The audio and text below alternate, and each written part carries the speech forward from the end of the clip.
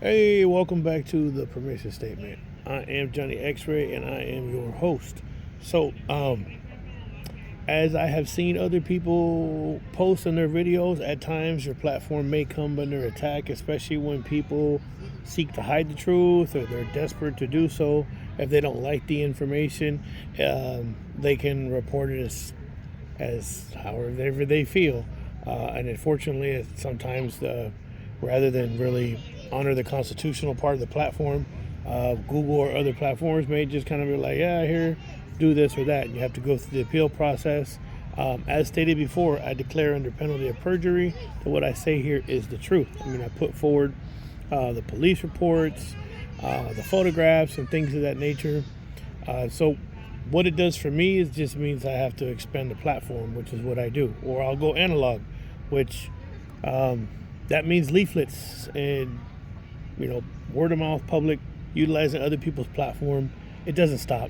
I mean, what I'm doing here, it's important to me. It should be important to parents.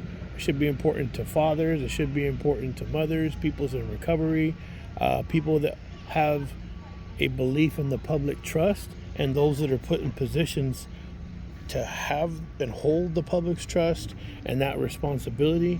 And if they do not uphold it, if they do not protect the children who are the most vulnerable people in our communities, and obviously, I mean, I doubt there's any parent out there that would not put their own child's life before theirs. It is what we do. But when it comes to bureaucracies, whether it's Napa County or others, they're going to put their own interests before other people's. And how would I support that? Like taking into consideration child welfare services when it comes to a high profile case like the ones that have happened in Napa, which this social worker was part of that investigation. Like I said, maybe these investigations and the fact that this person with this dark, questionable history was proactive in these investigations of what that could potentially mean, but that's not anybody else's fault. It's not my son's fault. It's not mine. And it doesn't mean that this person or these people should not be held accountable for their transgressions. Now, these high-profile cases, they put them out there in the media, in the newspaper. They make it public and everything because they want a tap on the back. Like, look at us. Look what we did. We saved a cat from a tree and everything. But I don't remember seeing anything in the newspaper about that kid being raped in juvenile hall. So why would it be important that you make sure or do your very best or go to great lengths to make sure your kid does not become a teenage addict or a juvenile delinquent or anything? Like for me personally, I don't want my son to be violent. I want my son to be capable. I want him to be firm and confident and self-actualized, but I don't want him to be violent. However, I want him to have the ability to do whatever he has to do to defend himself in any circumstance, or be prepared, or not to be pressured or abused in any kind of way in that endeavor.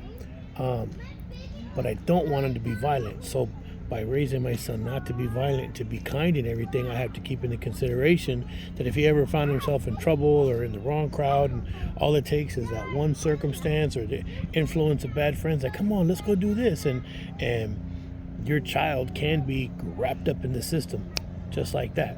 And if you haven't raised your child to be violent, which you shouldn't be, they're going to be catapulted into a place of violence, and then they would be ill prepared and they'd be at a disadvantage. Think about that. Marinate on that, right? So somebody's child, whatever was going on in their life or whatever caused them to get into the trouble they got into, they were placed into a secured, supposedly supervised environment here in Napa County. And in the most controlled environment, some other kid brutally raped and harmed somebody else's child. Now imagine that's your child. So think about it. And so the laissez-faire attitude and approach of this so-called social worker in the county of Napa, and the enablers that surround this individual and seek to circle the wagons and justify her negative behavior so that she would justify theirs, instead of holding them accountable and them holding her accountable, like how people in a loving circle should be. People that love you should clearly say, hey, we can do better than this. I mean, somebody could have a pizzle in their hand and in their mouth and still say, you know what, we can do better. We shouldn't be doing this, and we can do better. But some people will feel like, oh, I don't have a leg to stand on, or maybe they don't want to change, But that definitely should not be granted to them the ability to hand that down to somebody else's child. If you're a fuck up and you just do what you do, that's your own problem. If you're a grown adult and you just ain't getting it, they have no right and no authorization or empowerment or entitlement to impose that on my son. My son deserves a better chance, and anybody that's been down these paths that does not try to discourage people from going down the same paths and suffering as they has, that's not a good individual. And so one of the most dangerous people in society right now is any parent, male or female, that would decide selfishly to put a toxic role model and press that out in front of their children. If it's a woman, these women that are like, oh yeah, I'm gonna put a gangster and gang members and all this stuff as a role model for a son or for their daughter. Imagine me as a father going through what I'm going through now. If I went out to a strip club, I don't go to strip clubs, that ain't my thing.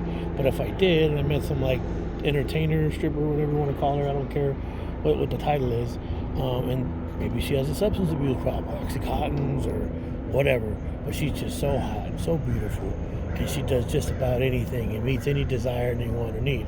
And it's like, oh man, I have a daughter. I don't have a daughter, I have a son. But if I had a daughter and I was like, oh yeah, I have a daughter, and but this lady's so hot and I just gotta have what I want, that would be a horrible decision for me to put that as a role model in front of a daughter if I had one, or a son, because a female role model to a son is just as important as a male role model.